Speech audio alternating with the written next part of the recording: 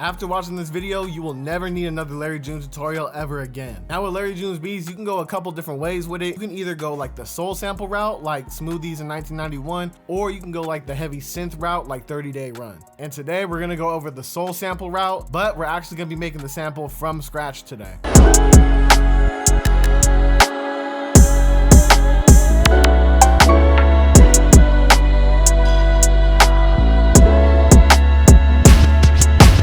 Now let's go over some of the key elements for Larry's beats. So his beats always have like some type of piano, electric piano, or Rhodes, usually accompanied with strings. There's always a synth bass or an electric bass underneath. You know you gotta have the vocals in it, and to tie it all up, it got the bouncy West Coast drums. Now those are the essential sounds to lay down the foundation, but let me tell you how to actually do them. Now for the chords, you really want to stay away from things like triads. You want to use bigger, more soulful chords. So you want to go for like sevenths, ninths, 11ths, and things like that. But I will say it's really good to take the extra step to like make the chords a little bit different. Now to make them different, you can just like add notes, take out notes, and just make it a little bit different like that.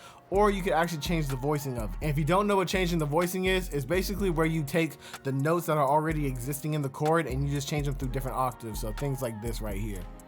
Boom, that's changing the voicing. Boom, that's changing the voicing. Boom. Oh, wait, that's already there. Boom, changing the voicing. You know what I mean? Now here's the chords that we're gonna be using for this sample today.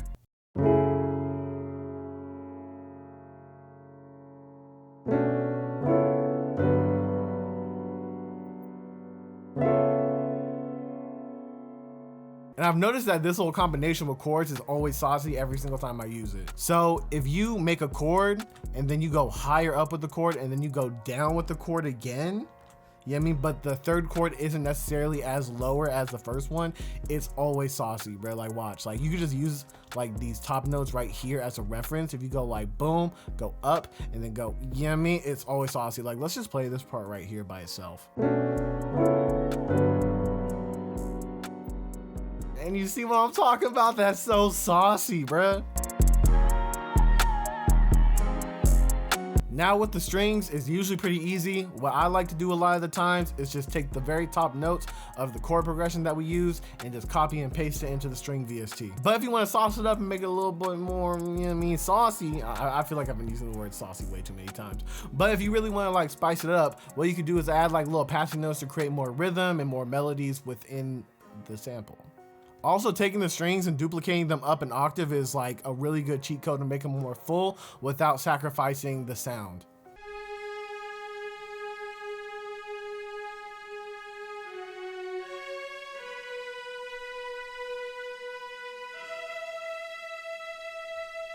Now let's get on to the bass. So with the bass, you can actually just copy the root notes of the chord progression and put it into the bass VST. But if you want to spice it up, just like with the strings, you can add passing notes to create more groove and more sauce. All right, from this point on, I'm not going to use the word sauce anymore. I feel like I have just hit capacity with that word and I'm just not using it anymore. All right.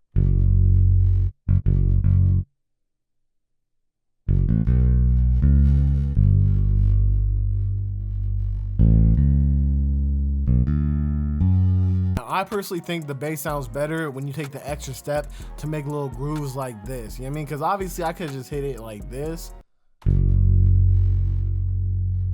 But taking the extra step to do like little bounces and grooves like this really just help bring out the authenticity within the sample. You know what I mean? Because when they were back in the day, they weren't just sitting there like, okay, gotta hit F sharp.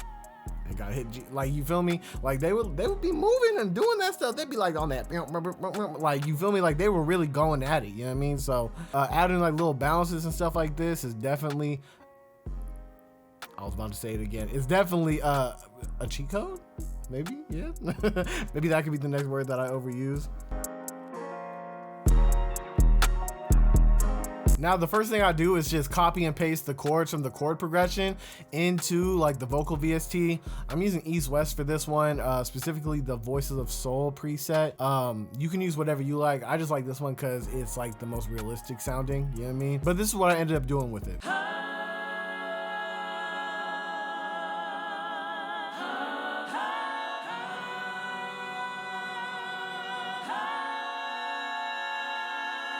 Now, these are the same chords from the chord progression. The only thing that I changed about it was like some of them I had to bring it like up an octave, because with these VSTs, especially the ones that are really realistic, they have a certain range of like how high and how low you can go. So like if we go down here to G1, I mean, no sound.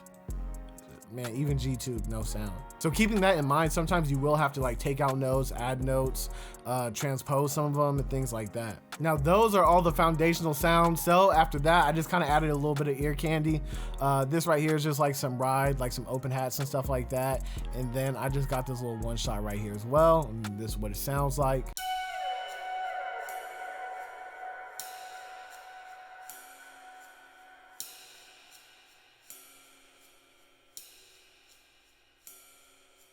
And then I just bounced it out so it was all in one clean file, and then this is how the loop came out.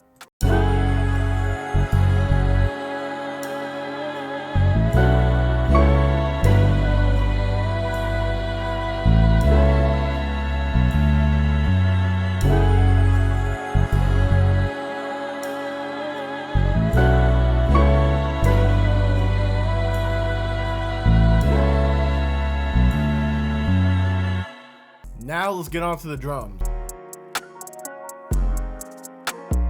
So Larry June beats usually range from like 80 to like 90 BPM, which is usually on the slower end for West Coast beats. So I ended up choosing 80 BPM, and then this is what I ended up doing right here.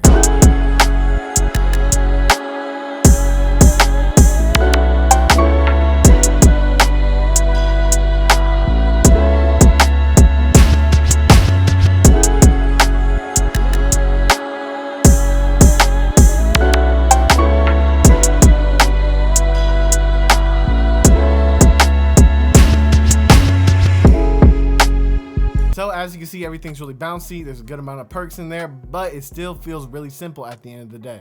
So the first thing that I added in here was this rim shot. Then I threw in these kicks right here.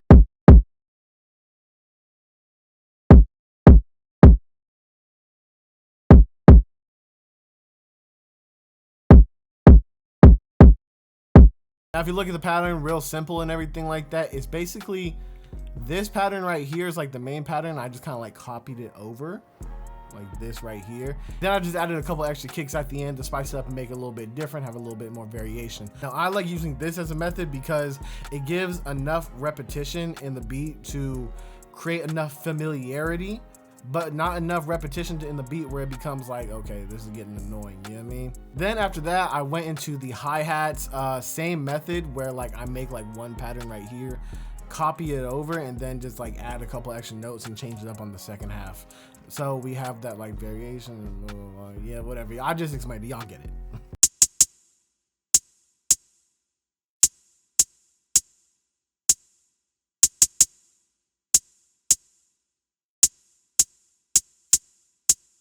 And then after that, I just threw in a couple of sound effects and perks, and this is what I ended up coming up with.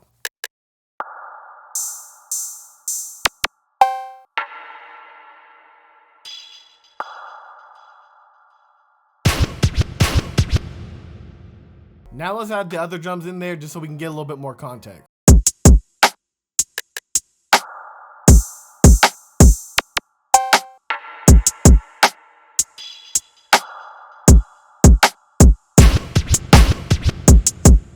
So the main thing to take away when you're using sound effects and perks and everything like that is to not just randomly place them anywhere. As you can see in that pattern right there, they're kind of like going off each other. So for instance, let's take a look at this section right here, and you can really hear how everything is like playing off of each other.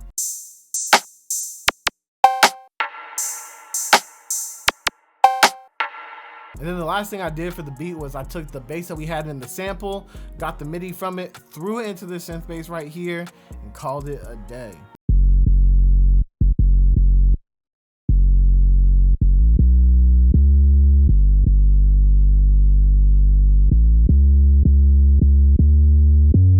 And that's how you make soulful West Coast beats for Larry June from scratch.